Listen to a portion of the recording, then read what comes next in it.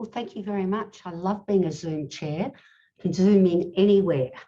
Thank you for inviting me to do this session. I was very, very excited when I got the invitation, and I'm just sorry I can't be with you in person. So firstly, as we gather for this event virtually, I wanted to reflect on the various traditional lands on which we're placed. And I would like to particularly acknowledge the Wurundjeri people of the Kulin Nation, where I am based, and pay my respects to their elders, past, present and emerging. And I also extend that to any Aboriginal and Torres Strait Islander peoples here with us today. Now, as many of you will know, I am absolutely passionate about the need to build a critical mass of women in public office to truly disrupt and change the way politics is done.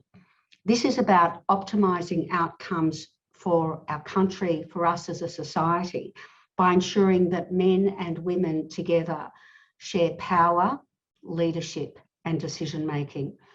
I have spent the last 7 years growing the impact of the Pathways to Politics program for women in Victoria, Queensland and New South Wales. And we're so proud of the more than 50 women who have run for office and the 13 alumni currently in federal, state and local levels of office. And I'd like to extend my thanks to the wonderful politicians who are here tonight or today who've actually helped us with the program. It's been fabulous to have your involvement. However, you know, clearly there are significant structural barriers being experienced by these women and their peers, hugely impacting them, their experiences and their ability to feel safe and to thrive in public office. So there is nowhere that I would rather be today than part of this discussion, finding meaningful solutions for change and ultimately disrupting the way politics is done. And a huge thank you to Jewel, to ANU and APSA for bringing us together. Now, I am absolutely thrilled to be joined by an amazing panel, Senator Larissa Waters, the Honourable Sharman Stone, Helen Haines MP, and Ali MP, who I saw last night on Annabelle Crabb's program, was fabulous, Marianna O'Gorman. Thank you so much, all of you, for making time to be with us today. And I can't wait for the discussion ahead of us. Now, the first half of the session will involve each panellist presenting for about 7 to 8 minutes. Sarah Buckley, who works with me, is going to send you all a little Zoom message when you've reached a time limit. So please be prepared to wrap up after that time, because we really want to be able to have a conversation with you about the sorts of issues that you raise. And I'm going to facilitate a panel discussion with, for a few minutes, and then we'll open up for audience questions. So our first presentation. And our first presenter today is Senator Larissa Waters. And Larissa is the first Greens Senator for Queensland and is the Greens leader in the Senate and co-deputy leader of the Australian Greens. She took office in July 2011 and is the national spokesperson on women, democracy and mining and resources. There's so much more that I could tell you about Larissa, but I'll allow you to read that in the interests of time. And Larissa, over to you. Thank you so much, Carol, and welcome to everybody who's joining us today. And I want to acknowledge and give a wonderful shout out to my fellow Pollies and former Pollies, Sharman and Helen. It's fantastic to be speaking about these issues. I'm passionate about having more women in politics and having a parliament that genuinely represents the community, with having far more diverse representatives and lived experiences to draw from, I think will be the key to not only changing the culture of parliament, but getting better quality decisions that actually improve people's lives. So long story short, it's a real pleasure to be joining you. I want to acknowledge that I'm calling in, I'm actually not in Meanjin or Brisbane because I've come down down to the Gold Coast for the day. So I acknowledge the First Nations mobs from the Gold Coast area and from right around the nation, and sovereignty was never ceded. So we are on stolen land, and we need to continue to work for treaties and healing and reconciliation and justice. What a year it's been. The Parliament has never been a terribly progressive place or a terribly fantastic culture, but this year has really exposed the massive sexist underbelly of parliamentary work. And I want to pay tribute to the courage and the strength of people like Brittany Higgins, like Danya Marnie, like Chelsea Potter, all of the other often young, often female staff members who have spoken out and called out the culture of Parliament, and who have spoken about their own experiences with sexual harassment, abuse and assault. Without the strength of their voices, we would not be having this conversation with as much depth and richness and bravery as we are. So we stand on their shoulders and are eternally grateful for their courage. It's been quite the revealing year, and what it has shown is that our systems and our structures are not there to redress issues when they arise, and that the culture itself needs fixing. So with the 7 odd minutes that I've got available to me, I want to talk a little bit about the problem, and I want to propose a solution that the Greens have been working for a couple of years now, and hope to see some kind of solution in future. So essentially the culture is a bit of a toxic boys club. Those in power are often pale, male and stale, and there are not enough women at the decision-making tables. There are not enough people of colour. There are not enough people with disability. There are not enough people that actually genuinely reflect the diversity of our community, and certainly not around the cabinet table. And we've seen when allegations of sexual harassment and abuse are made, like in any workplace, it's often the victim survivor that suffers the career consequences. And so very rarely is the perpetrator or abuser held to account, or do their careers get impeded in any way. And it's been really devastating to see the protection racket, in my opinion, that is being run by the Prime Minister for those in his own cabinet. So this is where we're at. We've had, I think, a flurry of inquiries and proposals made by an increasingly flustered Prime Minister, many of which are not transparent, many of which report to the Prime Minister in his private capacity and are not for public sharing, and some of which have the potential to drive real change. And the last one there is the Jenkins review. So I want to put on record, I think that Kate Jenkins, the Sex Discrimination Commissioner, does excellent work. I think her predecessor did as well.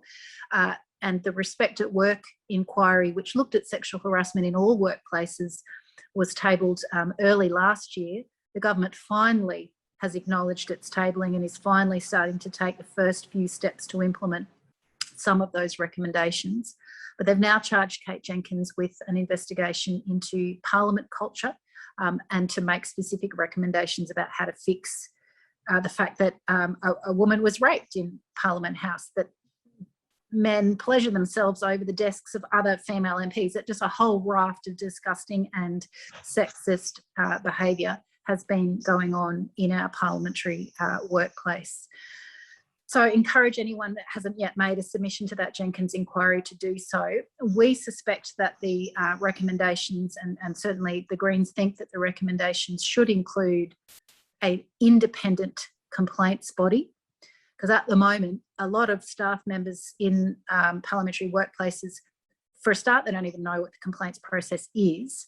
And secondly, they don't have any confidence that it's independent. And thirdly, many of the processes, if they are used, often involve mediation with the relevant MP, who is often the perpetrator. So these are not safe complaints mechanisms. And sadly, because of the way Parliament is structured and the fact that politicians are elected and accountable to the people, there are, at the moment, very few ways of holding politicians to account.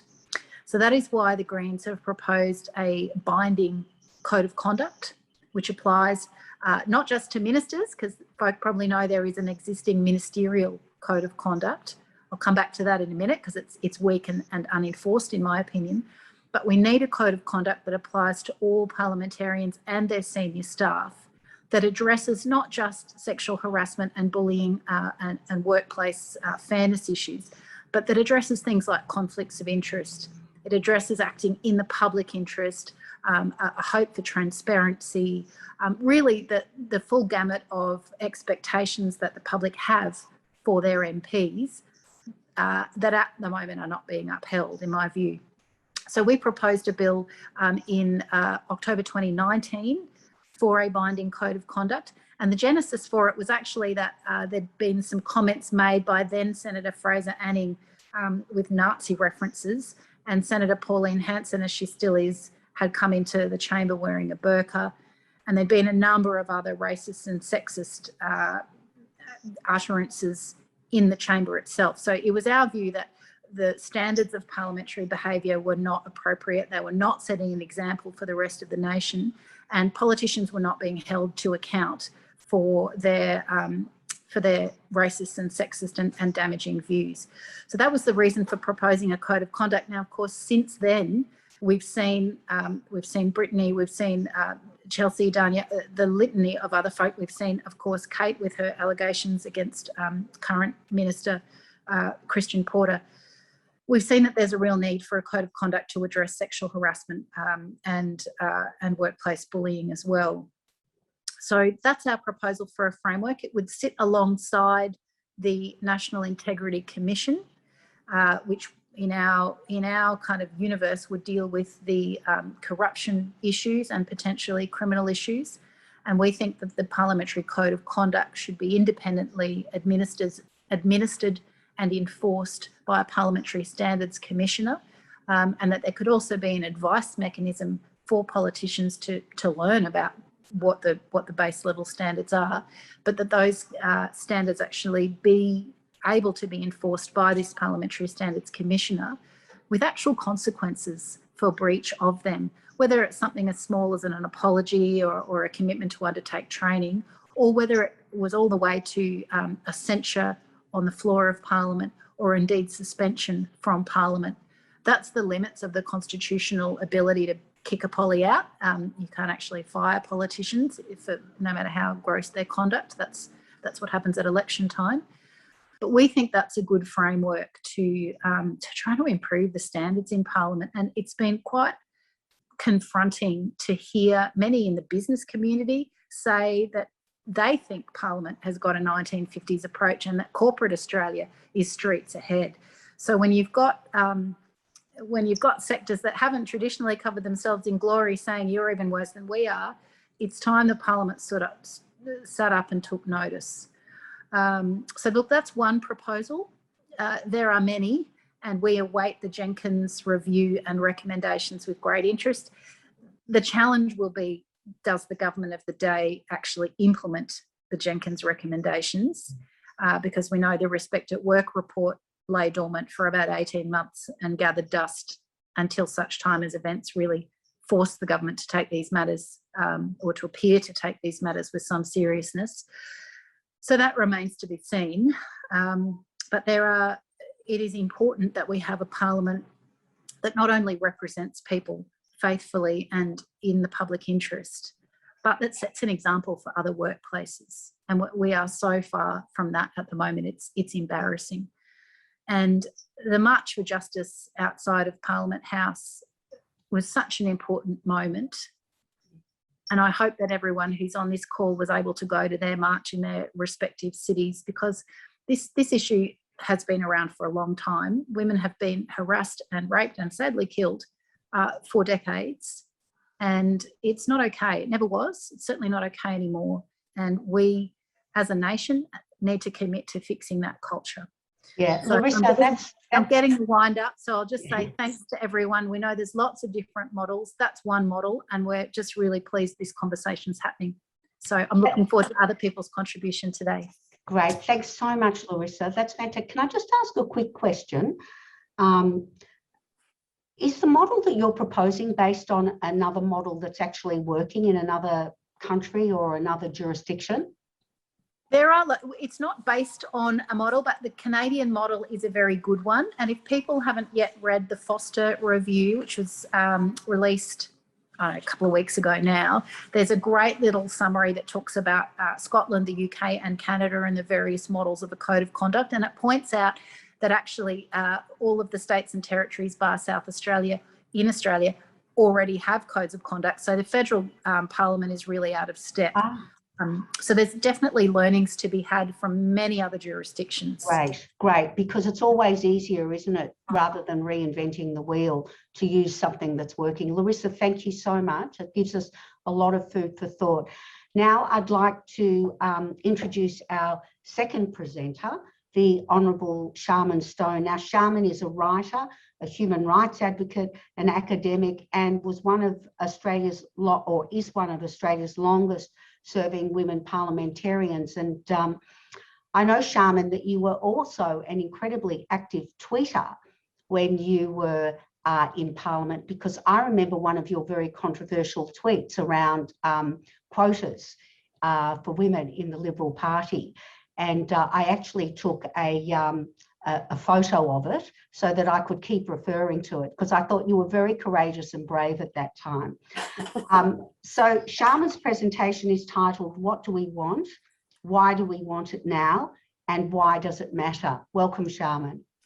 Thank you very much, Carol. And it's great to be here virtually. It's a shame, as we've all been saying, that we can't be there in the flesh. Let me begin by acknowledging where I am, just near Chairperson, the Yorta Yorta and Bangarang, who are the local traditional owners of this area, and acknowledge their amazing survival and inspiration they give to us every day in terms of how our country could be better managed, perhaps especially environmentally. So we're talking about this incredibly important issue. And I know the earlier speakers this morning talked about why are we fastening our attention on this issue of more women in Parliament, and numbers of the reasons were rehearsed, like for inclusion and diversity, and surely if you've got more representation of what your constituency looks like, you must get better outcomes. But there's been a lot of international research into this as well, and it's been found that where there are more women at the table, there is less corruption. This is in parliaments, there's less corruption. The public service is better resourced and respected and becomes more productive. There is less likelihood for that country to go to war. Peace is more likely to be on the table in countries of conflict. And probably what we've already referred to this morning, but there's more likelihood that there'll be social agenda, social issues like education, health, rights on the agenda, rather than just hard infrastructure, more boys' toys, more roads, rails and bridges and so on. So there's a profound reason why countries who have a better gender balance are often better placed to have a stronger democracy, and one where it's respected, its governance of its country is respected. And can I read, this is what scares me. I'm going to promote another book. This is one just out. Now, it's hard to do in front of the camera, back the front. It's called Gender Politics. It's just come out from New South Wales University Press, but out of Monash. Gender Politics, Navigating Political Leadership. And I did the forward of it. Let me read. This is the Australian Leadership Index 2019. This is 2019, before this horrific, most recent debacle of the allegations made in Parliament. It says, against a backdrop of unethical conduct, irresponsible leadership and distrust of authorities and institutions, there is a pervasive sense in Australia that we are not well served by our leaders, and that the federal government ranked lowest in the respondents' estimates of leadership not delivering for the greater good of the country. Now, for a democracy, a parliamentary democracy, that is a very dangerous state to be in. And that's why we have to have a total look at why we have this toxic masculinity dominating the leadership of our current parliamentary processes, particularly federally, but it also plays out in the states, as we know. And we have to say to ourselves that it isn't just a case where you just add water and mix and you've got a better outcome. We know that, for example, in the Pacific, where the French have required 50-50 women in their parliaments, in their French dependents, there's not much difference in outcome in those countries in terms of governance. We know that in other countries where women are there because of nepotism, because their husbands, fathers, brothers put them there, you don't necessarily get a different outcome either. But if you have strong women and women of great diversity, you can have a very different result. Unfortunately, in Australia, women are more likely to be pre-selected and elected into marginal seats. They're very, very unlikely. I had the safest Liberal seat by accident because I wasn't meant to win it. I didn't go through a pre-selection process. There were no branches in Murray. If it was a pre-selection for the safest seat, no, there wouldn't have been a woman chosen. So we've got this problem in Australia where women, when they are going for pre-selection for a party and when they're elected, very often realise they've got to adopt the masculine characteristics of the parliament in order to succeed with the boys who are commanding the heights.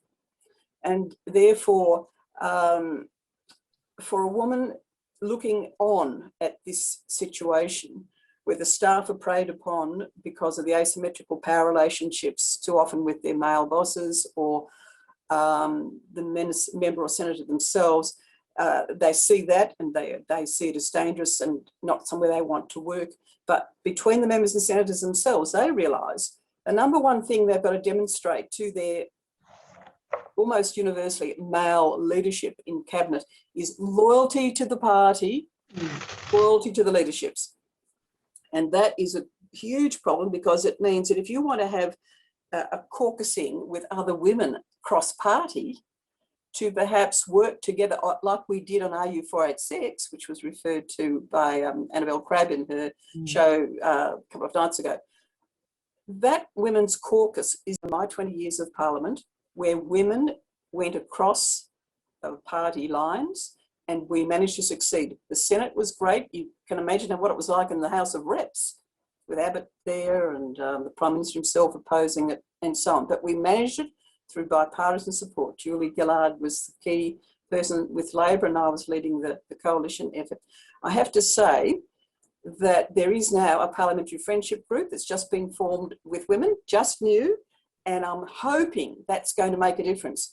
But at the moment, if you're a woman, say Liberal or National Party member, and you're seen in the corridors with a Labor or Greens woman, that is a very suspicious piece of behaviour. And you'll probably be asked by the men, what are you up to?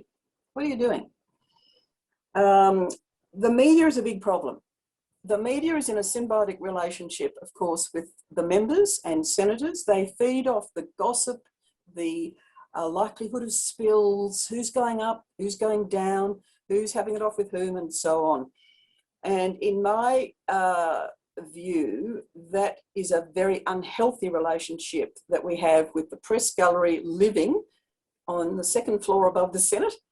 And in the case of the House of Reps, they have the best seats in the House in those tiered seats behind the Speaker, facing all the members and the visitors gallery themselves, and you have to put up with them smirking and giggling and rolling their eyes as they approve or disapprove of the minister or opposition person giving their answer in question time.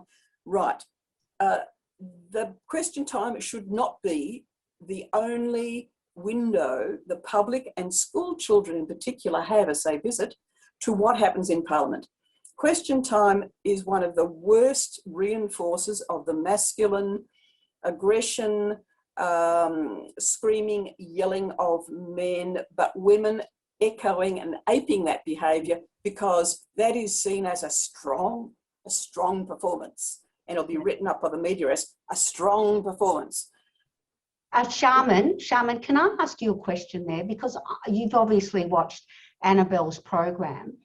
And I have to say that your ex-colleagues, Bronwyn Bishop and Amanda Vanstone, didn't seem to be all that supportive of the notion of a women's caucus, notwithstanding the RU486. And so it's it seems as though for women to be able to achieve something like that is going to be a really, really difficult challenge. What are your views about that? Well, yes, you're absolutely right. There's more than Bronwyn and Amanda Vanstone, perhaps, and others who would see that as somehow disloyalty to your party, going across to the enemy, sharing policy secrets. When why would you share, you know, some great new policy idea like an independent, an ICAC, you know, because you could win with that and you don't want them to get onto it, and so on. This requires women, the men won't make it happen, women, cross-party and independents have to embrace this, like we did with RU486.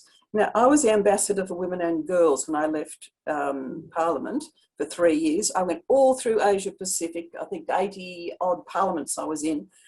They virtually 95% had women's caucuses. And they do all the work of looking at things like child marriage and female genital mutilation and domestic violence and abuse and so on as a women's caucus. In Australia, we are so locked into party aggression and zero-sum game approach, winner takes all, that we are, I think, destroying the capacity for better governance of our country and certainly putting off a lot of good women. Yeah, I couldn't agree with you more. And this is the issue, isn't it? That we're dealing with a parliament. And I think our next speaker, actually, Helen Haines, said this exact thing, that we're dealing with a parliament that was designed by men, for men. It's been in place for 200 years. And how are we as women expected to dismantle that in a very short period of time? It's a real challenge. Sharman, thank you so much. What a great presentation.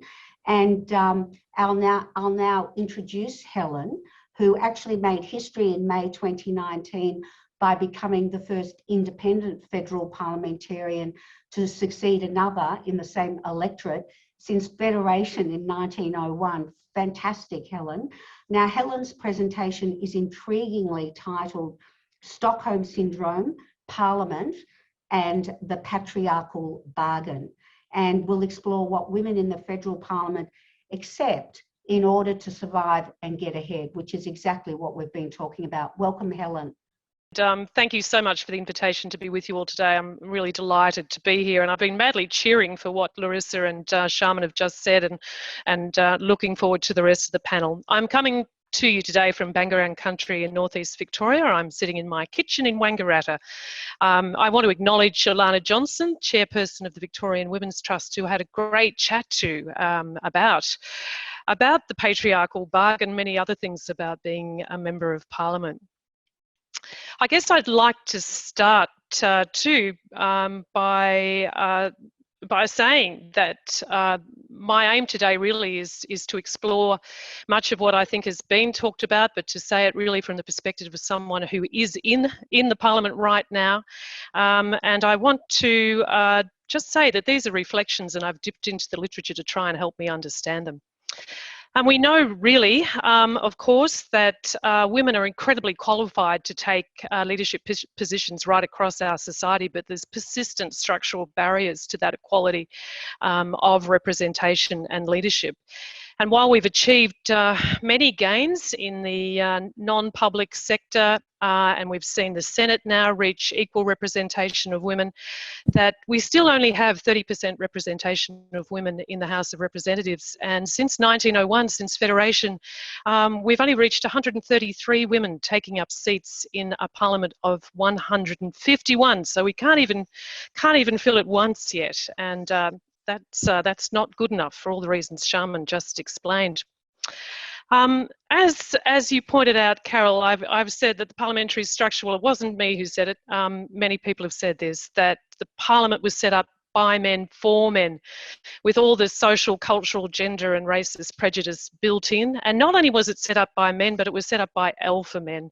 And we know that the rules of the game simply don't apply evenly. And there's no greater example of that, really, I think. Well, there's multiple examples. We can hear a litany of them. But I think if we look at the experience of our first woman Prime Minister, Julia Gillard, from 2010 to 2013, we can see a critique of Gillard that really centred on a gender-based Lady Macbeth-style critique, a critique that was brutal in so many ways and not matched in any shape or form by the kind of treatment that was given out to male prime ministers who were experiencing the kind of Shakespearean treachery that was happening in the same period. And Gillard herself said, "Gender doesn't explain everything. It doesn't explain nothing. It explains some things.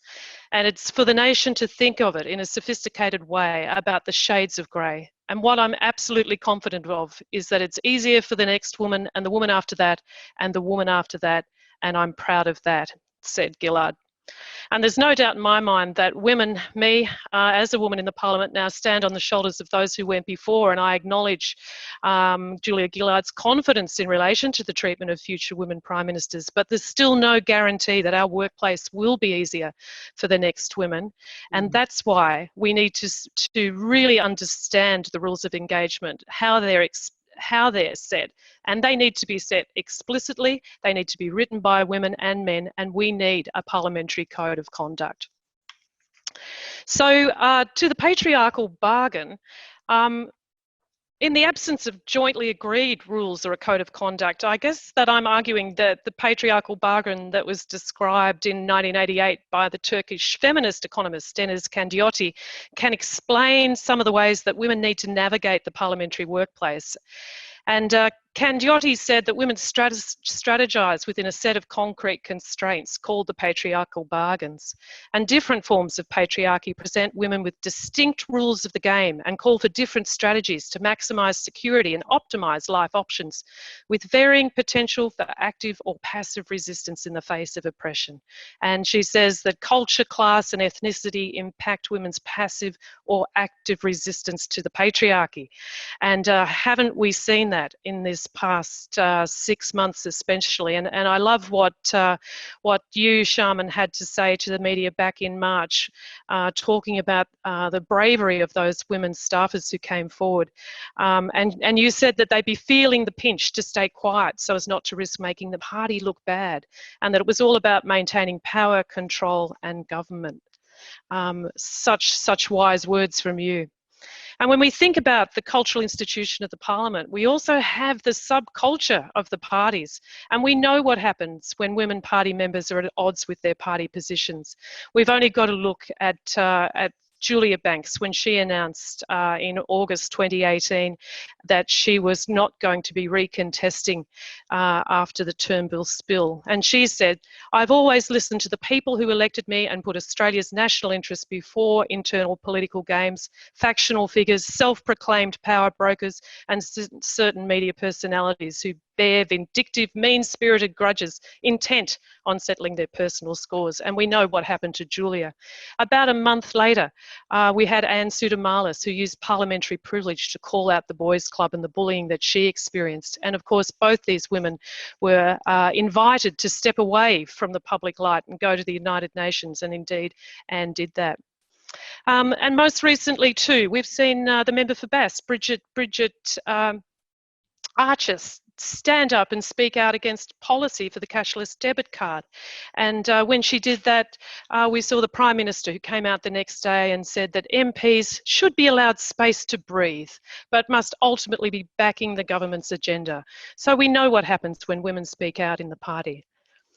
And then, of course, we have our Liberal staffers. And I guess what I've seen, many of these young staffers have spoken to me, and a couple in particular, who described being a staffer as their dream job. But their experience was that they had no induction, no job description, unclear line management. They were left to work it out and abused when they tried to do so. They had no performance appraisals. They were unclear how promotions happened, and they were essentially seen as someone who was just part of the pool and moved along. And we have, of course, the testimony of course, brave Brittany Higgins. And indeed, we also heard from Rochelle Miller, who talked substantially on Four Corners, and also incredible quotes in the Sydney Morning Herald in November last year, where she said, "We were afraid to speak up. We knew that we would be sacked by our minister at any time, so we did not report poor behaviour." Again, we saw the bargain take place. And then, of course, we have the Stockholm Syndrome. And the more I spoke to young women staffers, the more I was staggered by the way they could tell me that despite all that happened to them, they still felt loyal to the party and they loved the party. And when they left, they felt like there was a major thing missing in their life. And of course, we know that the Stockholm Syndrome is well described in the corporate world too, where women especially are made to feel so disempowered that they simply cannot leave. And then I come to something which I call inside the tent, and I hear this all the time, and I think it's the classic bargain. It's a shame you can't see my slides because I've got a picture of a tent, and inside there's clearly a gas light on, and outside is a roaring campfire. And from my perspective, this absolutely illuminates the patriarchal bargain within the classic party structure, where women, when they choose to challenge inside the tent, they must maintain their good behaviour outside the tent. And I often say to my colleagues, you know what, the campfire is roaring outside. It's time you stepped out of the tent. And of course, we saw what happened to Julia Banks when she did. She joined the crossbench, and that was quite an amazing moment. I happened to be a volunteer in the Parliament on that day. And it's interesting to reflect that when she left the party and joined the crossbench, she was not re-elected when she tried to run again. And of course, we've got the example of someone like Bob Katter, who in 2002 left the National Party and is just constantly re-elected and becomes more and more popular in his seat. So what can be done about this? I guess I try to act locally in the sense that one of the things I think we can do is to show women how politics can be done differently. I really commend, Carol, your program Pathways to Politics, and I have had several of your graduates in my office. I run a program where I've based it on the program that my fantastic predecessor Cathy McGowan started, by having volunteers in Parliament working in an independent office and seeing perhaps a different way of how politics can play out. I'm a big believer in quotas. I'm also someone who thinks that the absentee parliamentary participation from the disruption of COVID offers us some ways forward. And I also think that if we could adopt the Uluru Statement of the Heart with a voice to Parliament, that could be one of the most radical challenges to the parliamentary patriarchy. I would then go on just to say, to back up what Larissa's saying, I too have brought forward to the Parliament a Federal Integrity Commission bill, and the sister bill to that is the Commonwealth Parliamentary Standards Bill, which has a code of conduct in that. And I really think this is a really important way forward.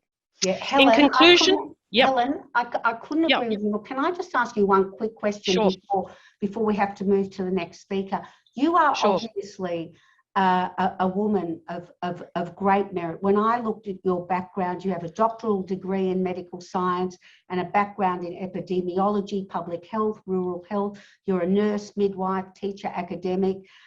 Your epidemiology must be so, come in handy at this particular time that we're living through. But let me ask you about the concept of merit, because you are obviously an incredibly meritorious person. And as an independent, you go into the Parliament and you see and we're told that the men there have merit. That's why they're there. Let me ask you, what are your observations about the concept of merit? Oh, gosh, Carol. Look, I don't see myself as being any more meritorious than anyone else. What I think is really important is that we have diversity. And I know that Jed Carney and I are the only two nurses in the Parliament, and I believe I'm the first and only ever midwife in the Parliament. And of course that brings a perspective that is really important, not only to women, but to Australian society more broadly. And it's a funny thing, I'm just so totally typical, I reckon. In when I was running for Parliament, I needed to be really convinced to do so. I didn't think I had the background that would make me suitable for Parliament. I honestly didn't think so. And when we were putting together my CV, and the team that was supporting me looked at it, they said, "Oh, what's this? What's the public health and epidemiology thing? Look, let's bury that. No one needs to know about that."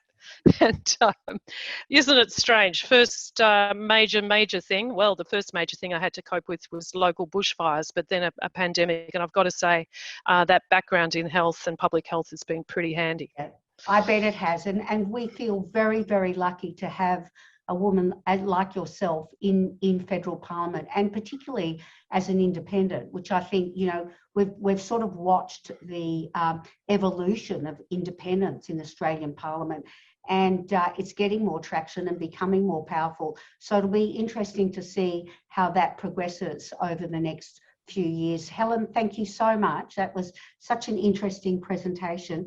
And I'd now like to move to our next speaker, Anne, absolutely fabulous.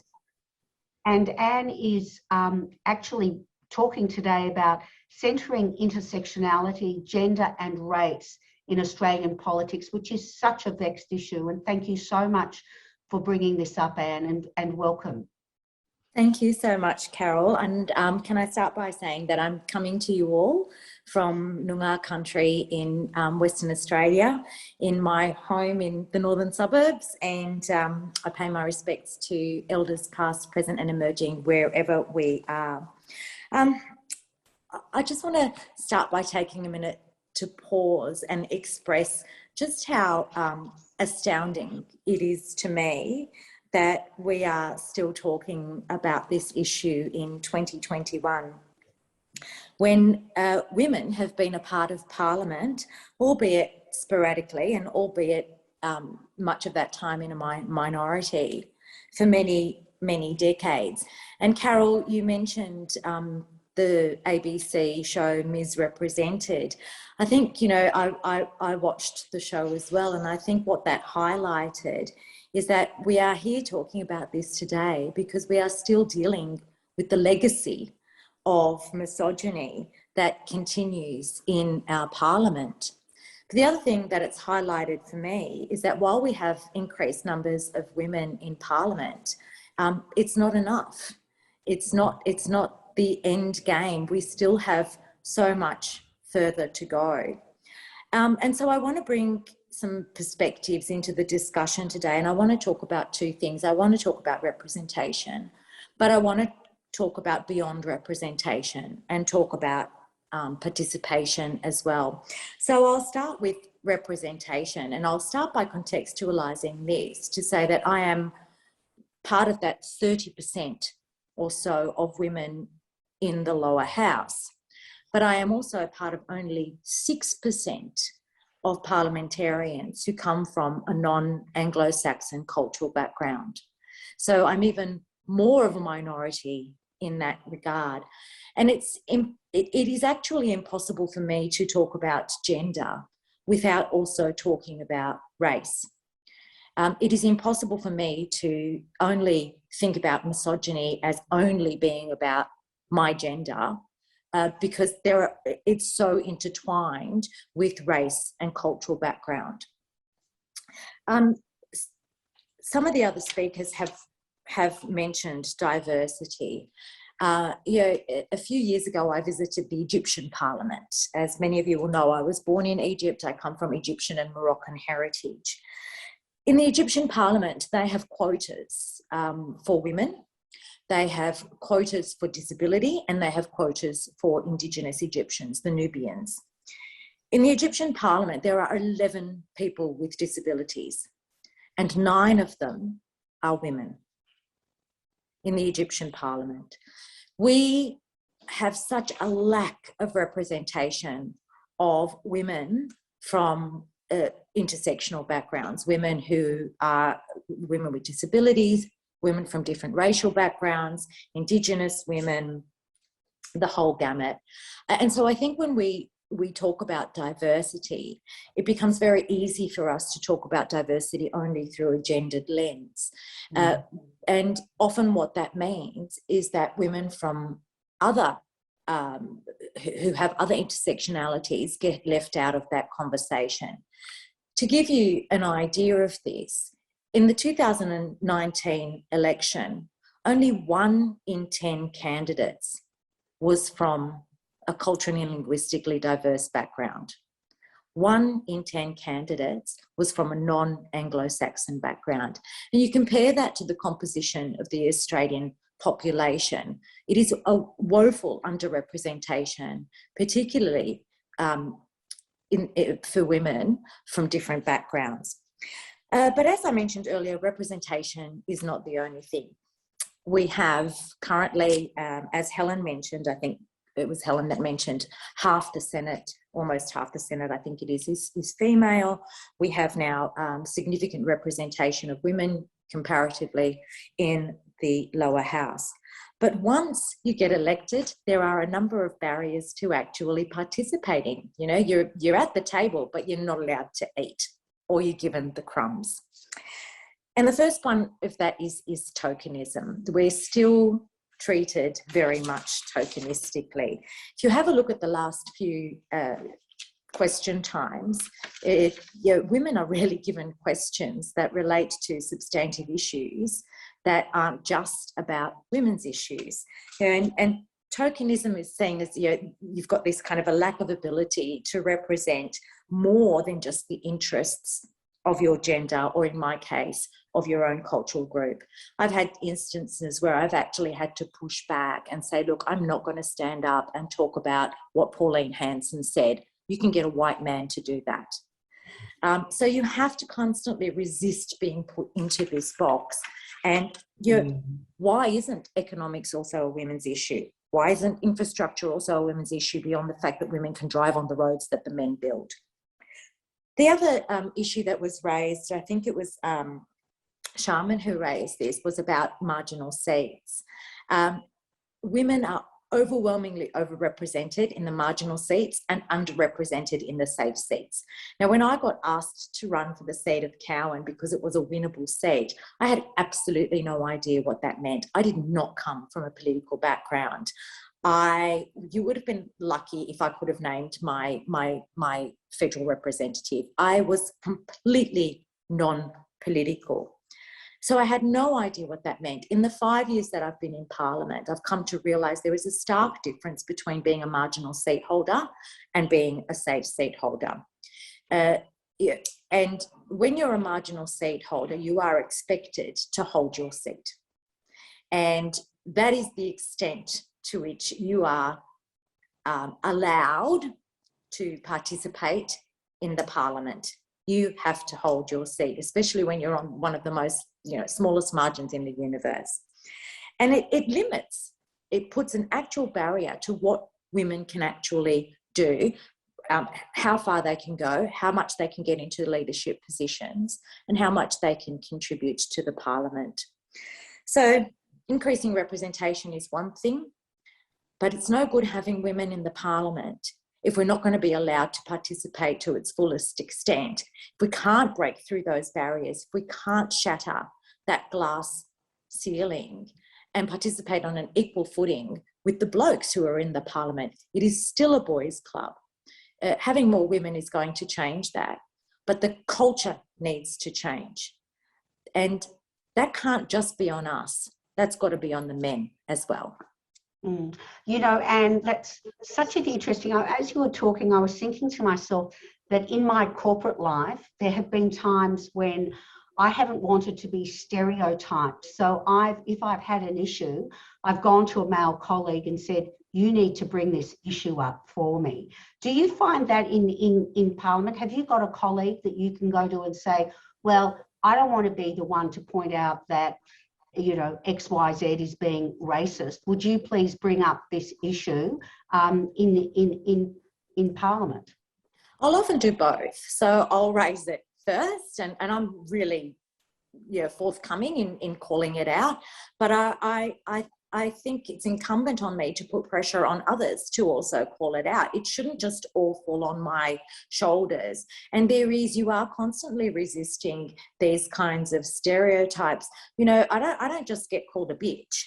I get called a Muslim, Arab, terrorist, ISIS, whore bitch, right? So, yeah, I have to always kind of live within that kind of identity. Yeah, it's really tough. I understand, but then not as a woman being stereotyped as, well, she's always the one who asks the question around where are the women, what is happening here, you know. So it's around bringing in those male colleagues to also ask those tough questions. Thanks, Anne. That was a fantastic presentation. Thank you. So just before I introduce the final presentation, I wanted to flag that we will shortly open up for a panel discussion and then audience questions. So please start thinking about what you would like to ask. And if you're online, you're welcome to start sending your questions through now if you haven't already via Zoom. And then what we'll do is we'll move to the Dual team to do the in-person questions and answers. Now, our fifth and final. Oh, I hate being limited to just one thing. Yeah, just one thing. I think more women in cabinet. I think at least 50% women in cabinet, and that could be the start of some better decisions. Yeah, beauty. I agree with that, definitely. Sharman. Oh, Sharman, you're on mute. I would abolish question time in its current form and look at New Zealand's structure so you could bring some respect and relevance and real information sharing out of that compulsory hour and a quarter each day when the media picks up its grabs for the night news, but when the school kids and visitors tend to be in the place. Fantastic. And maybe if we had 50% women on cabinet, that would be an easy one to get through. Anne. I'm going to say that we have quotas for safe seats for women rather than it just being about winnable seats, that we bring more women into safe seats. Brilliant. Thank you. Helen. Helen, you're on mute. I think men would love women to be on mute all the time. You'd think after all this Zooming, I'd be able to deal with the mute button. I'm loving the Women's Caucus, but I think it should go one step further, and private members' bills from the Women's Caucus should be mandatorily given a gender opportunity to be debated, because so many great collaborative policy ideas never see the light of day because of the dominance of the government agenda. Brilliant. I love that one. And Marianna, if you had to choose one of your 5 recommendations, which one would it be? Yeah, I think the gender quotas for the senior staff would make an appreciable difference the same way it has for MPs. Yeah, wonderful. Well, who do we send all these recommendations to? How do we get them implemented? It's a challenge. Okay, so I've got a couple of questions now, and there's a question from Colleen McKinnon, and she asks, parliaments in other countries have been designed by and for men, and yet have been successful in creating women's caucuses and focusing on policies relevant to women. What will it take to convince female MPs here to create an effective multi-partisan approach? And Shaman, I might direct that one to you first. Well, good question. Some of those countries actually have a compulsory or mandated women's caucus, would you believe?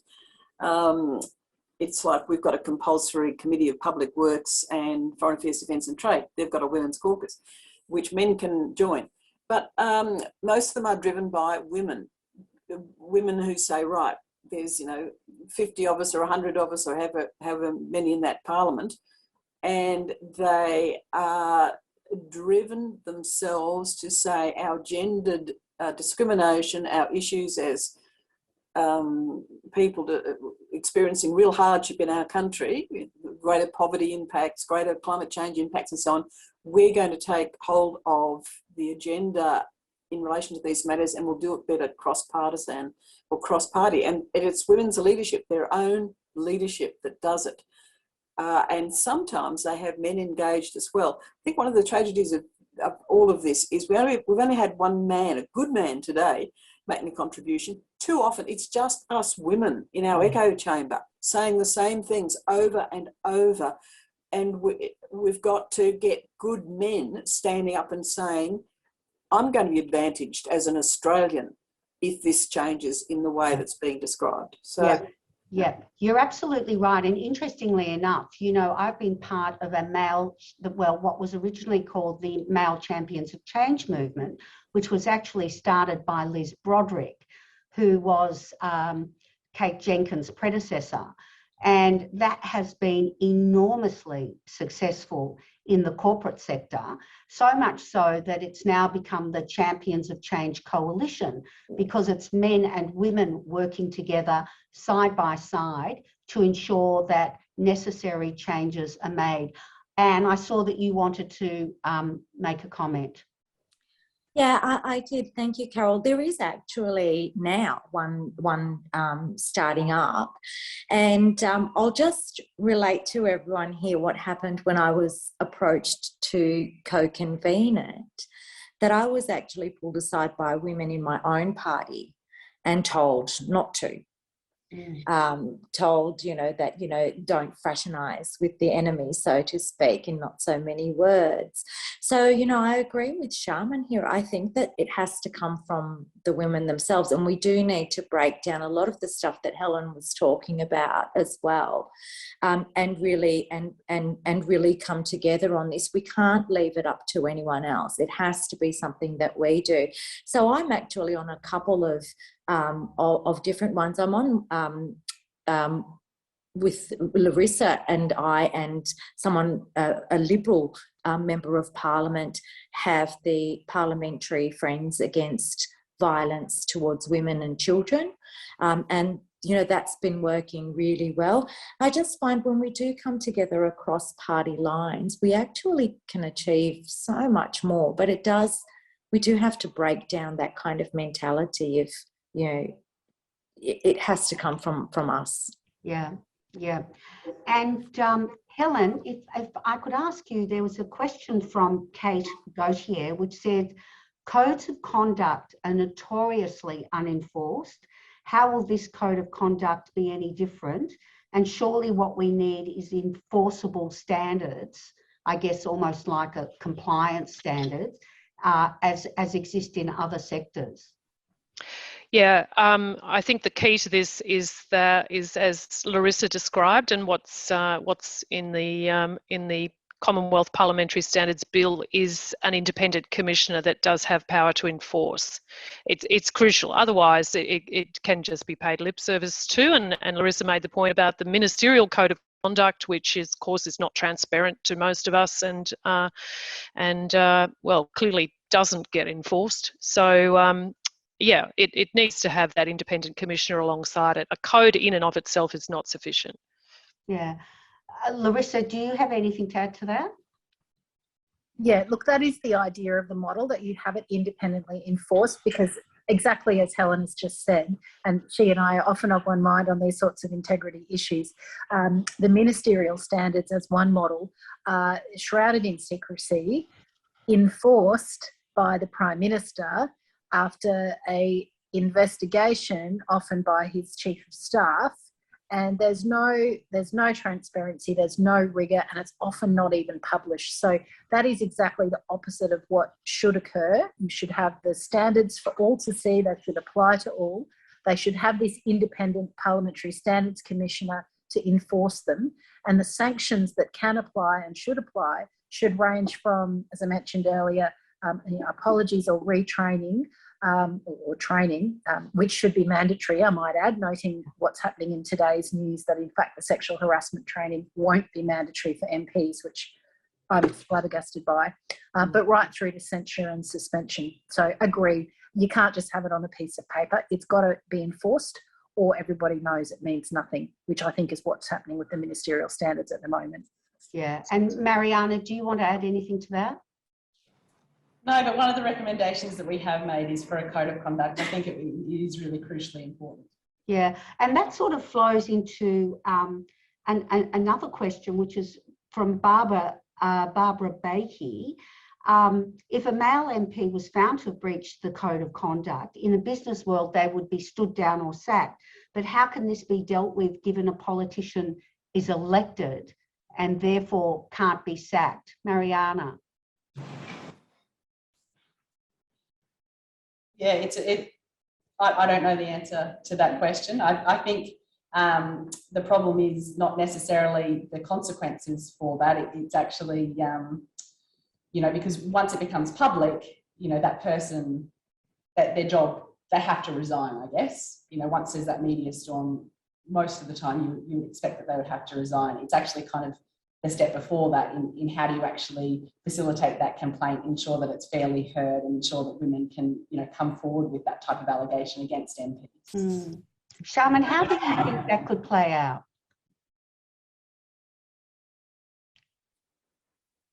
While you can't sack a senator until their party can disendorse them, but if they're an independent senator, they can't be sacked. The House of Reps, the electorate sacks them at the next election. They can't be sacked by their party, their leader or whatever, but they can be named and shamed. They can, you know, the media can make such a meal of their transgression, their even alleged offence or whatever, that effectively the leadership will say, well, they're a liability.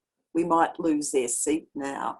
So we better move them onto the backbench first, if they're a minister, and then there'll be a pre-selection decision made about them running next time round. So the trouble is it's long and it's non-transparent. It's not like in the corporate world where you can dismiss someone and they have a right to appeal that dismissal, but there's a dismissal process.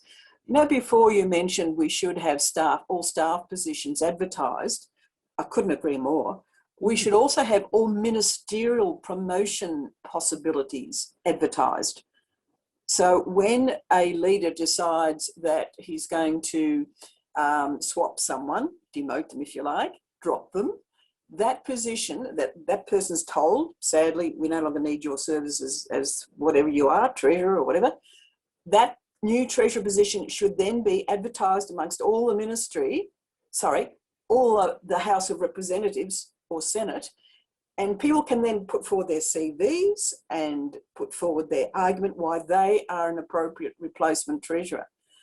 That was tried once in Tasmania by a woman leader. Didn't last very long, the men hated it. But in our situation in the Australian Parliament, transparency is non-existent and information is power. So, you know, that sort of transparency, I think, would also help to give women a chance to say, hey, I've got a PhD in paediatrics or whatever it is, and I want to go for the Minister of Health or whatever. At the moment, it's all secret men's business. Yeah, well, it's those men of merit, isn't it? Helen, over to you. Yeah, thanks so much, Carol. I think one thing we haven't mentioned here is the citizenry. So I think we need to really encourage participation in our democracy, and this goes with transparency as well. I guess the Indi example is one where we really encouraged people to look and think and ask questions of their representatives. And interestingly, I guess 2013 experience here was that a woman MP lost her seat really based on behaviour that typically is seen in men, and women have followed again into Indi. So we've had lots of women MPs here, but I think we need to ensure that our citizens know that they have the power of a vote, that they can ask questions, and that they can really set the agenda in terms of the behaviour they want to see in their MPs. Yeah, thank you. Larissa. Yeah, thank you. Just back to the question about why can't the MP be sacked. This is one of the key problems with the existing sexual harassment complaints process, which is led by the Finance Department. It can't discipline MPs, because the finance department doesn't have that ability under the Constitution to do so. So is it any wonder that people feel like they don't come forward and make complaints, because sadly they know there's not going to be actual powers to discipline the MP. That's why a code of conduct with those listed sanctions could help address that.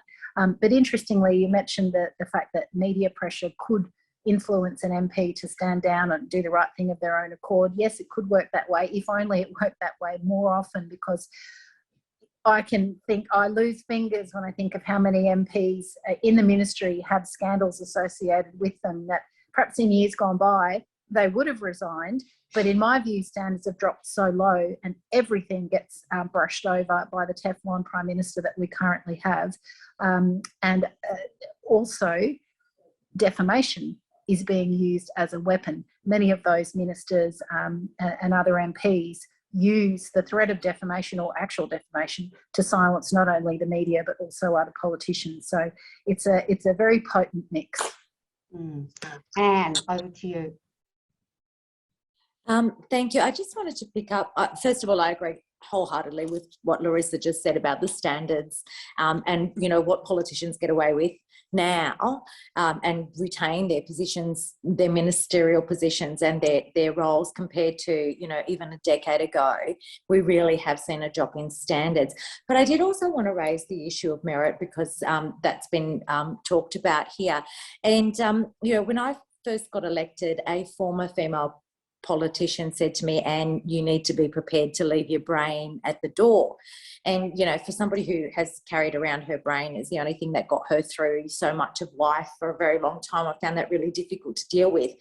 But I just want to say I have to give an oration soon on political leadership. And so in preparation for that, I actually carried out a survey of MPs where I asked them about what they think the qualities of political leadership are for them, what they think the people who they represent think is political leadership. And I also asked them the question about what the political institution values in political leadership and the role of merit.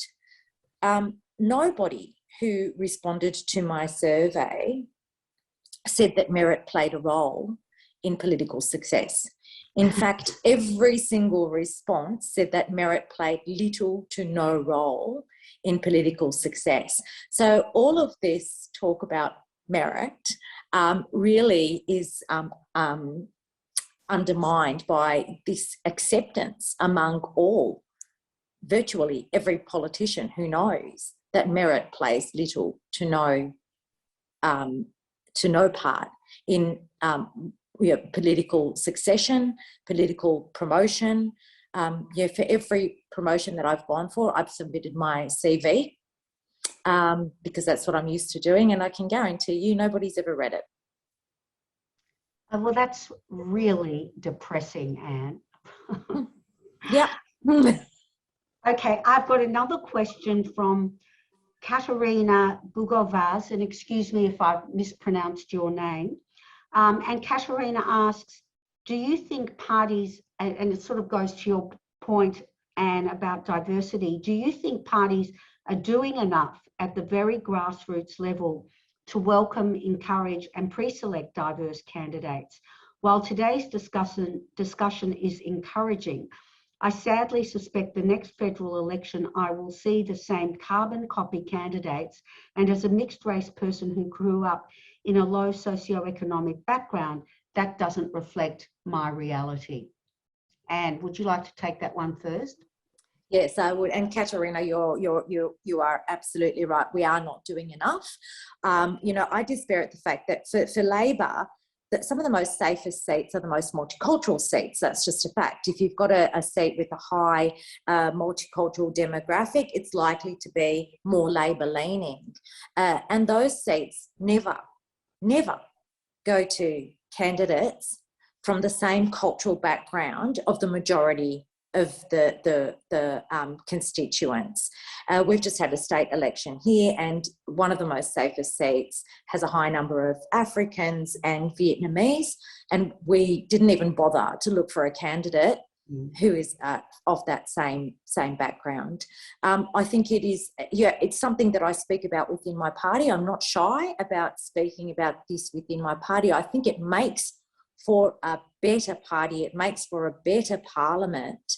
And it's not, just about the representation. It's about the fact that, Australia has 28% of our population come from a culturally and linguistically diverse background, but our parliament is woefully behind. We still don't have a Sikh candidate or a Sikh member of parliament. We only just recently have got our second Asian Australian member of parliament. We just need to get better at this, and it comes down to pre-selecting the candidates, and the more people who speak up about it and push the parties to do this, the better we will get at it. And Larissa, how do you feel about this? I confess I was momentarily distracted. I'm in a hall about to have a public forum, and I've now got people coming in. Can you remind me quickly what the question was? Yes, it's around pre-selecting diverse candidates. Yes, okay, well, every single party needs to do better on that front, including the Greens. We're trying, but there's always room for improvement. Our party room we've got a majority women now in our party room, and in fact, for most of the Greens history we have, so we feel fairly comfortable on that front. But we've got 2 women of colour out of 10. That's not enough. So, we won't get decisions that reflect people's lived experience and genuinely help people unless you have decision makers that are from a variety of backgrounds. So I think every party needs to do better. And just as we're exploring the notion of quotas for women in Parliament, which I support, I'd love to actually broaden out the conversation and see quotas for a genuinely representative Parliament that reflects the diversity of our community. We're not having that discussion yet, but I would love for us to be doing so as a community. Yeah. Helen, how do you feel that the opportunities are for culturally and linguistically diverse to become independents? Look, it's really hard to be elected as an independent straight up. But I guess I can reflect on my experience here in Indi, where without a party structure to constrain us, we undertook a process when Kathy indicated she was going to retire of a deliberative forum of 250 local people who came to a hall, and three candidates stepped forward as people who were interested in being invited to stand, and we had an agreement at the beginning that until we reached 100% consensus on who should be the candidate, we wouldn't leave the room. If we couldn't reach consensus, then there was going to be no candidate. I think part of the problem here is our party structure, and most people don't belong to a political party. It's hard. I think it's really hard unless we get the representation in the room of people who get to make the decisions about pre-selection. So I would, of course, love to see many, many more independents across the Parliament, and maybe that way they would reflect the community that they come from. Interesting. And Sharman, I saw you nodding vigorously when Larissa was speaking. Yeah. I think there's a lot of barriers for non-Anglo background people to go for pre-selection. One of them, the Liberal Party in particular, is the cost. There's an incredibly high fee you have to pay just to put your hand up for pre-selection. Each party can look at that, I think, and what sort of financial investment is required just for the person to show they're interested. But besides that, you can have schools training in pre-selection, which the Liberal Party did have, and I attended back in the 80s when I first went for some state seats, which can nurture, can go and go into the minority groups, cold groups, Indigenous groups, and invite people to come for no cost to do some pre-selection training. I actually mentor and do these sorts of things through my work at Monash. And you'd be amazed at the fabulous potential of so many people. Often it boils down to their stage in life cycle or a whole range of things they don't proceed. But I think we've got to be much more realistic. Australia is one of the few countries that has compulsory voting, as we know.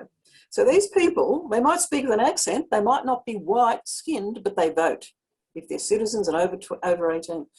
They're not taught in schools, sadly, civics anymore in Australia. It's a shocking indictment on the country that most people, when they go to that polling booth, haven't got a clue what the Senate and the reps are all about and what the green bit of paper and the white bit of paper is all about. But so there's a lot of work to do in that, but the parties in particular could change this very easily and quickly. As Anne is saying, go back into those minority community areas. They're often politically very keen to participate, and because I've come out of countries where their political rights have been crushed, they know they're going to vote, so let's capture that and make for a better parliament. Thank you. And Marianna, do you have anything to add to that? What Anne was saying about the Egyptian Parliament and disabilities, Senator Jordan Steele-John, who's in a wheelchair in the Senate, often speaks about the fact that when he goes through the Parliament House doors, like his wheelchair doesn't quite fit. He has to sit away from other politicians because he can't get his wheelchair down to the seats. There's no toilet to get to, and even like the votes, you get 4 minutes to get to a vote. You always see politicians running to get to that vote.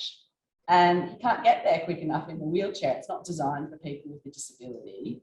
And until you start to change some of those really obvious barriers, then, it's going to be very difficult because even if they can get there, if they're not welcomed and it's a workplace that they can't participate in, well, what's the point in getting there? Yeah. There's an enormous amount to think about, isn't there? Well, look, this has been such a fantastic conversation, and I love being able to moderate all the questions. But I've been told that I now have to hand over to the Jewel team to moderate the in-person audience questions because the virtual people have been monopolising that a little bit. But I just want to say how wonderful this has been to be part of this, and what a fantastic panel you've been to be involved with, and a huge thanks to you all for your really wonderful, frank reflections and insights. Really appreciated. And over to you in the real world. Thank you so much, Carol, for that. Brilliant. So I'll open up for questions in the face-to-face audience that we will ask. I'll try and repeat as best as I can. So make sure your questions aren't too long because my memory is not the best. And we can ask that to the panel, both face-to-face and the online panel there as well. So hands up, Maria. The idea of having a code of conduct and a parliamentary standards commissioner, that would need buy-in from parties and the parliamentarians. Do they think it's likely that the cross-party committee might support the work of a parliamentary standards commissioner? So to summarise that quickly, sorry, what was that again? Do they think it's likely that there could be a cross-party committee that might buy in and support the work of the parliamentary standards commissioner? So to the panel, so do you think it's likely if there will be a body, cross-party committee body that's it, that would support the work of the Parliamentary Standards Commission?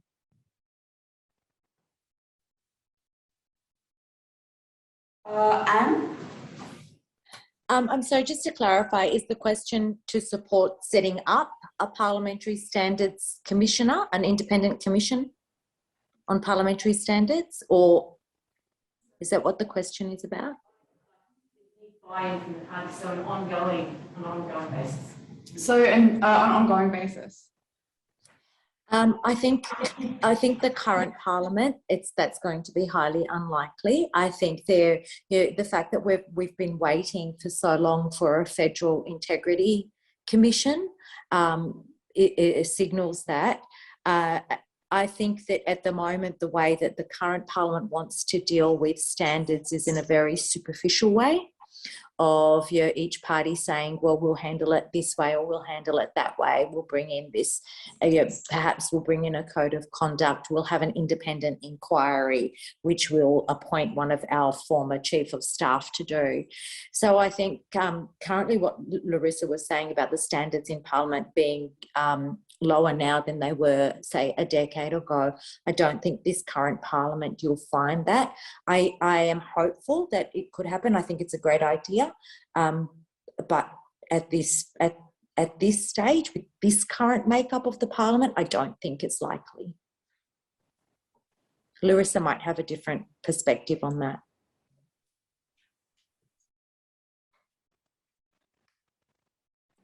I'm happy to go, but I can see Helen's got her hand up as well, so I'm content to be in the queue.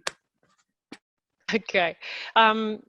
Look, I think, again, Larissa and I are on a very similar page with this. One of the things I've been trying desperately to do as a crossbencher, as someone not aligned to any party, is introduce a Federal Integrity Commission and a Parliamentary Standards Bill. And I actually see, I call it a consensus bill. I talk to people on both sides of the aisle. I've had meetings with senators, and I know that, and Larissa's already demonstrated this, we can get such a bill through the Senate. It's getting it through the House, and there is no appetite at present for the government members to engage in the conversation in a way that could make it happen. Now, some of them are close to doing that.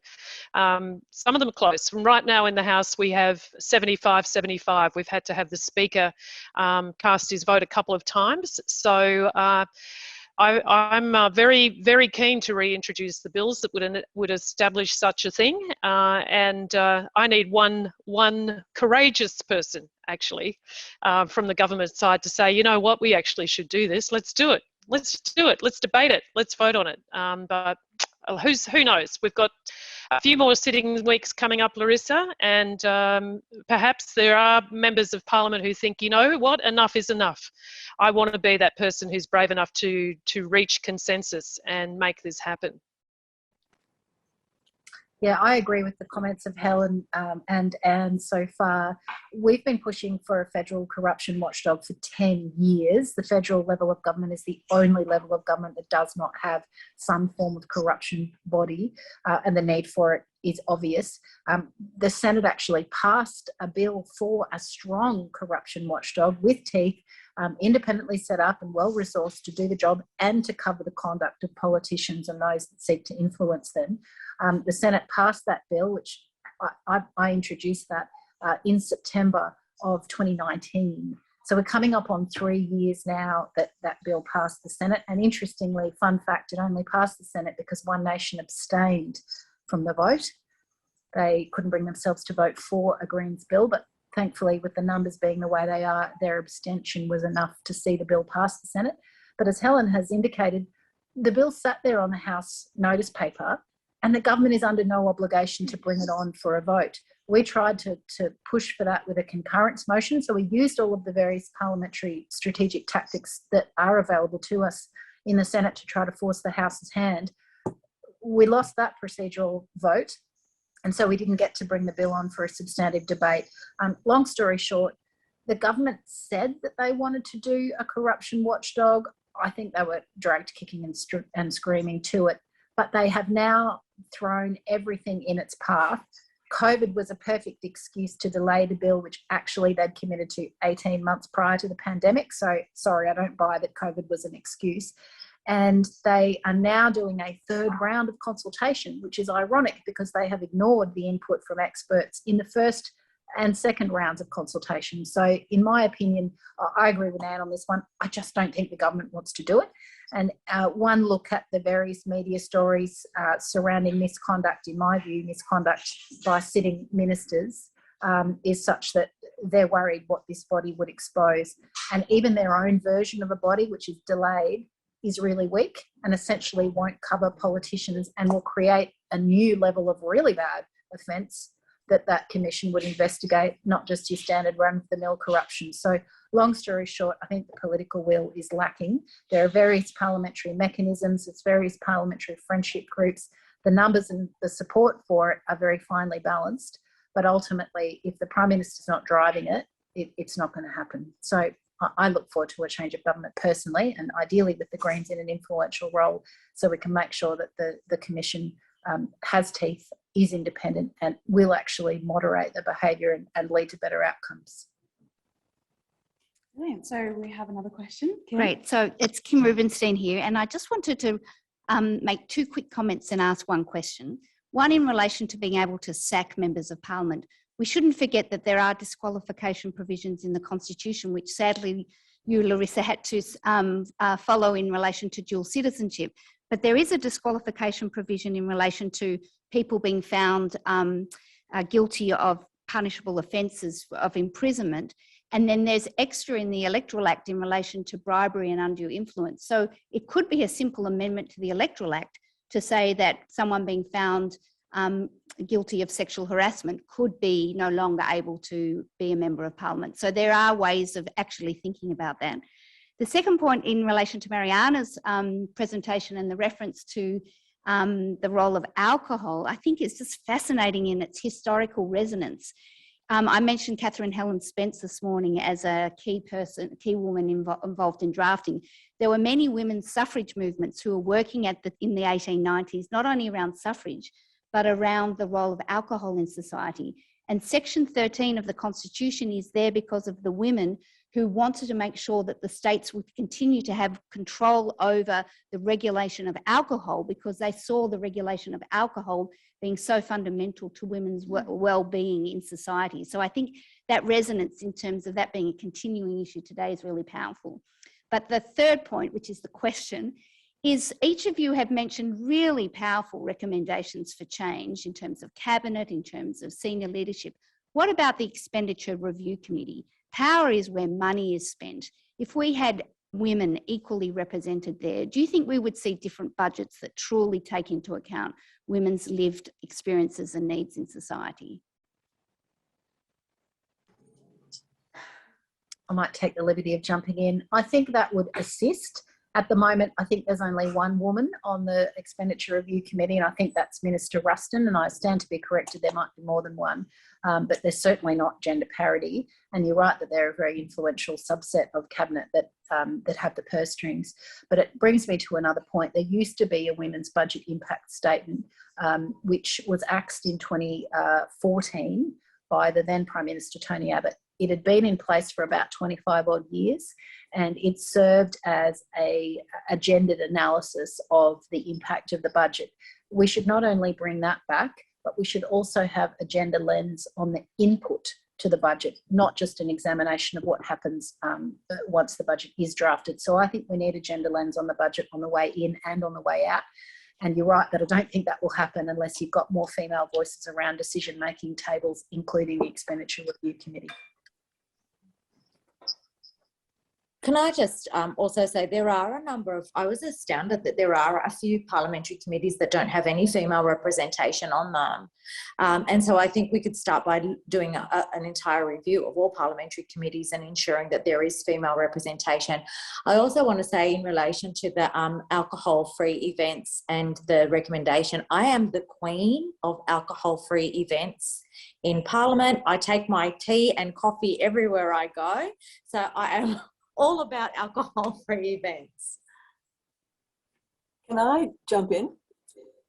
Can I say one of the examples of how incredibly potent the alcohol lobby is in Parliament is that if you look at what the contributions, the financial contributions are to all parties, from the AHA, the Australian Hotel Association, the various alcohol enterprises. If you just look at how long it took us to get mandated labelling on alcohol containers, warning men and women about the dangers of drinking while you're pregnant, it took us about 10 years to get that up. Finally, it was only voluntary. It's only just been mandated, that labelling on alcohol, and it's been put off for the start of the mandated labelling for a few more years yet.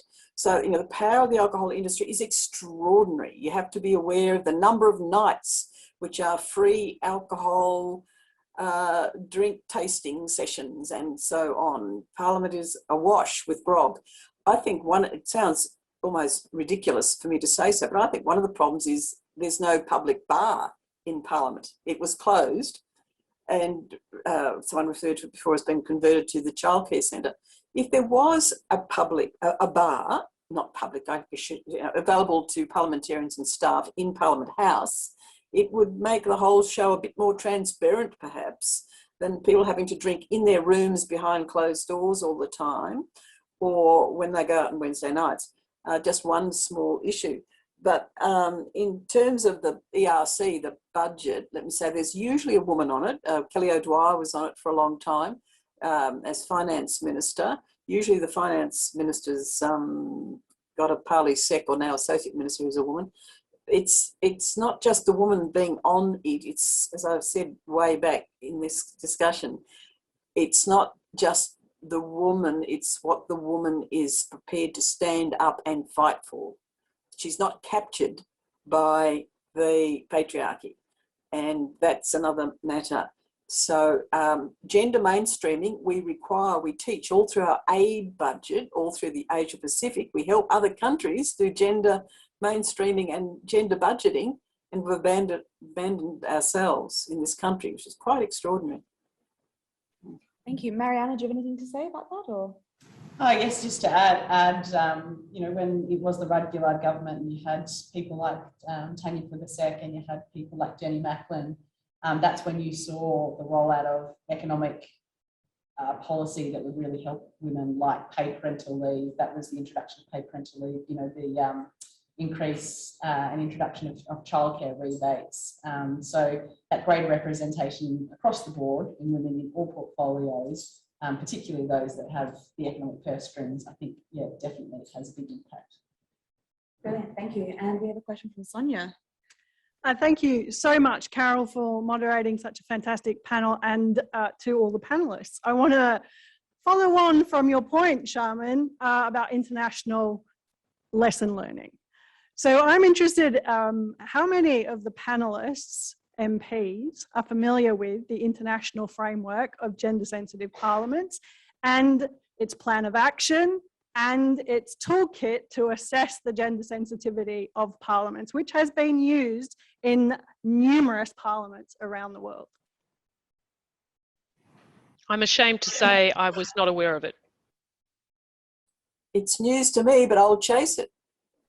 And I'm likewise, although I know that Australia rates terribly on various gender lens analysis of our parliaments.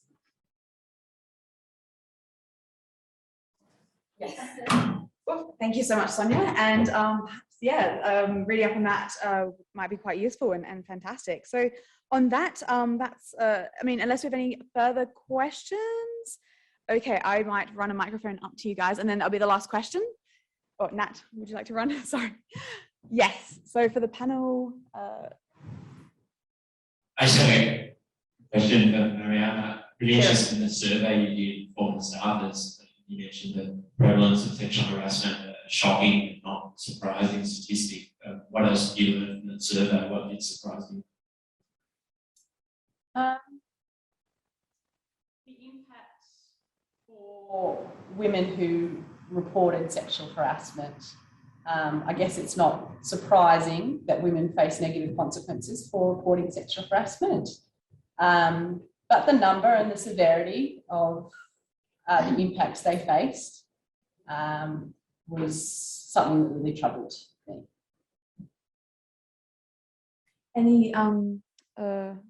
Anyone from the online panel want to have a say on that before we close? Or any just final briefly, comments? the women get sacked and the men either keep their jobs or get promoted. And that's what needs to change. There need to be consequences for sexual harassment and assault, or sadly, it will keep on being promulgated in the workplace.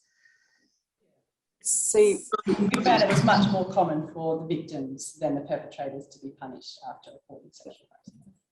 and remember, men and women staffers are typically party members. They've been recruited through their party loyalty and how well they're known within their party. So for them, there's this terrible dilemma. Do I potentially damage my party and their electoral prospects by naming and shaming and making public this harassment case, whatever it is, worse. So it's a terribly difficult situation as staff members in their own political career and aspirations, which they often hold, which I am quite happy for them to do. In fact, I encourage them to have them. They'll be jeopardised if they've been seen to go rogue and put the party's name in the media as, or one of their ministers or whatever. So for a parliamentary person to call out, as Brittany did, what happened to her is extremely dangerous for them personally, professionally, and she was so brave. Wow.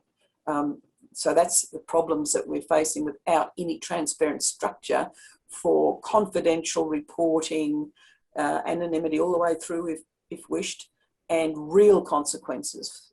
If someone is found, an allegation is found to be true, real allegations. I love those references earlier on to how we can find perhaps people without good and proper character. I mean, we're forever stopping people coming to the country all the time on the basis of character. We assess that on their visa applications. Let's look, harder at what that means for a parliamentarian or staffer being a fit and proper person to hold a position paid for by the Commonwealth. Any further comments from anyone on the panel? Oh, good. Fantastic. Thank you so much for a brilliant, inspiring and, important panel exploring these issues. And I'm sure we'll all take these messages away and think about, how we can implement those recommendations and the code of conduct that we'll work on tomorrow. So if everyone can, give a round of applause to that.